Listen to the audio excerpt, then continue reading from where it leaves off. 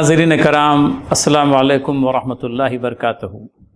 رمضان بڑی تیزی کے ساتھ میں گزر رہا ہے اور سحری بائٹس کا یہ سلسلہ ماہ صیام کے ختم ہونے کے ساتھ میں ختم بھی ہو جائے گا۔ ہماری کوشش رہی ہے کہ ان سحری بائٹس کے ذریعے سے نبی محترم صلی اللہ علیہ وسلم کی وہ احادیث آپ تک پہنچائیں جو اس مہینے کے لیے اور اس مہینے سے جڑے ہوئے مختلف اعمال صالحہ سے متعلق ہیں۔ یوں تو زکوٰۃ کی ادائیگی ہم چاہیں تو سال بھر بھی کر سکتے ہیں، لیکن ماہ صیام کی خیر و برکات کو سمیٹنے کے لیے ہمارے اکثر بھائیوں اور بہنوں کی خواہش یہ ہوتی ہے کہ زکوٰۃ کی ادائیگی پوری کی پوری اسی مہینے میں کر دیں۔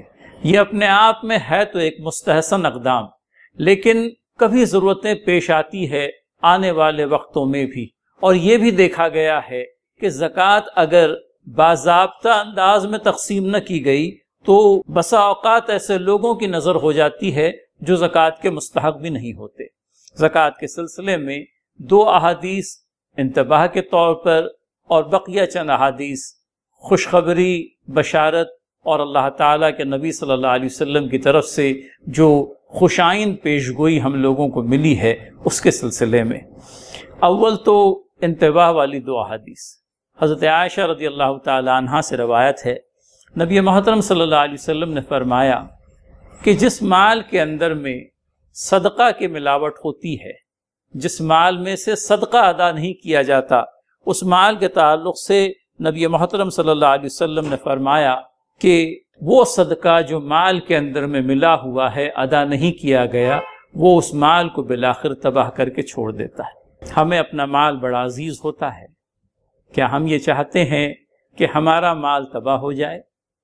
تباہی سے اپنے مال کو بچانے کے لیے وہ صدقہ جو اللہ تعالیٰ نے فرض ٹھہرایا ہے، میرا مطلب ہے زکوٰۃ، اس کی ضرور بضرور ادائیگی کریں، وگرنہ نبی محترم صلی اللہ علیہ وسلم نے ہمیں یہ وعید بھی سنائی کہ وہ صاحب زکوٰۃ جس نے اپنے مال کی زکوٰۃ ادا نہیں کی، اس کا مال روز قیامت ایک خوفناک سانپ کی صورت اختیار کر لے گا، ایک گنجا زہریلا سانپ جس کی آنکھیں بہت ہی باریک ہوگی۔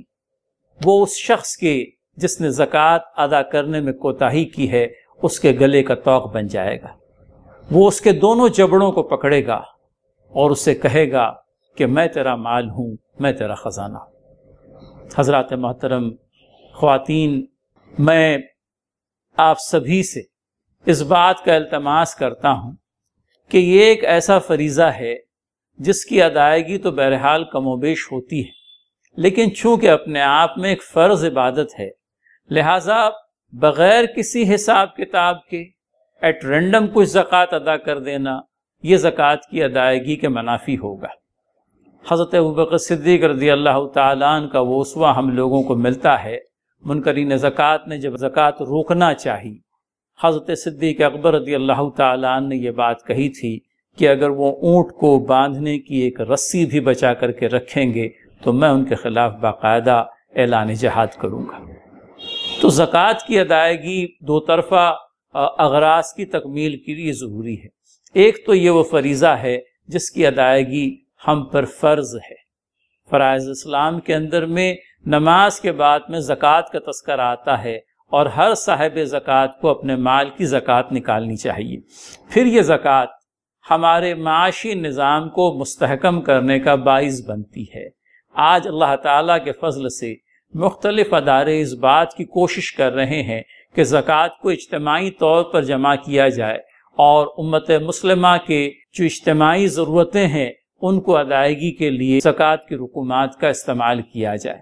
زکوٰۃ کے سلسلے میں اللہ کے نبی صلی اللہ علیہ وسلم نے جو پیشن گوئی ہم لوگوں کو بتلائی اس کا بھی تذکرہ ضروری معلوم پڑتا ہے کہ وعید کے ساتھ میں نبی محترم صلی اللہ علیہ وسلم نے جو بشارت دی وہ بھی ہمارے سننے والوں تک ضرور پہنچے۔ نبی محترم صلی اللہ علیہ وسلم نے ارشاد فرمایا، اللہ تعالیٰ ایک حدیث قدسی کے اندر میں ارشاد فرماتا ہے، اے ابن آدم، تو اپنے مال کو میرے ضرورت مندوں پر خرچ کر، میں تجھ پر خرچ کروں گا۔ اب اس سے بڑھ کر ہماری سعادت کیا ہوگی کہ اللہ تعالیٰ ہم پر خرچ کرے۔ جب اللہ تعالیٰ ہم پر خرچ کرنے پر آئے گا تو اس کے خزانوں کی کہاں کوئی انتہا ہے۔ وہ بے انتہا خزانوں کا مالک ہے، اور اپنے بے انتہا خزانوں میں سے جب ہم لوگوں کو دے گا تو ہمیں کوئی حاجت ہی باقی نہیں رہے گی۔ نبی محترم صلی اللہ علیہ وسلم نے یہ بھی فرمایا کہ صدقہ اللہ تعالیٰ کے غضب کو ٹھنڈا کر دیتا ہے اور بری موت کو ٹال دیتا ہے۔ بری موت سے، کووڈ کی موت سے اور دیگر امراض سے ہونے والی دردناک اموات سے اگر ہم اور آپ بچنا چاہتے ہیں تو اس حدیث کی روشنی میں ہم کو یہ اسوہ حسنہ اختیار کرنا ہوگا کہ زکوٰۃ کی ادائیگی جہاں اللہ تعالیٰ کے غیظ و غضب کو ٹھنڈا کرنے کا سبب بنتی ہے، وہیں بری موت سے بچاؤ کا باعث بھی بنتی ہے۔ نبی محترم صلی اللہ علیہ وسلم نے فرمایا، سخی قریب ہے اللہ سے، قریب ہے جنت سے، قریب ہے لوگوں سے، اور دور ہے دوزخ سے۔ اللہ کے نبی صلی اللہ علیہ وسلم نے یہ بھی فرمایا کہ کنجوس یا بخیل دور ہے اللہ تعالیٰ سے، دور ہے اللہ تعالیٰ کی جنتوں سے، اور دور ہے لوگوں سے، اور قریب ہے دوزخ سے۔ اور اللہ کے نبی صلی اللہ علیہ وسلم نے یہ بھی ارشاد فرمایا کہ ایک جاہل سخی اللہ تعالیٰ کے نزدیک اس عالم کے بنسبت زیادہ پسندیدہ ہے جو اپنے مال میں بخل کرتا ہے، جو دینے میں، اللہ تعالیٰ کی راہ میں خرچ کرنے میں بخیل واقع ہوا ہے۔ اللہ تعالیٰ ہمیں بلا کم و کاست بلکہ جس قدر لازم آتی ہے اس سے کچھ زیادہ ہی زکوٰۃ دینے کی توفیق عنایت کرے، اور یہ بھی جان رکھے ناظرین کہ زکوٰۃ ہی کل نہیں ہے۔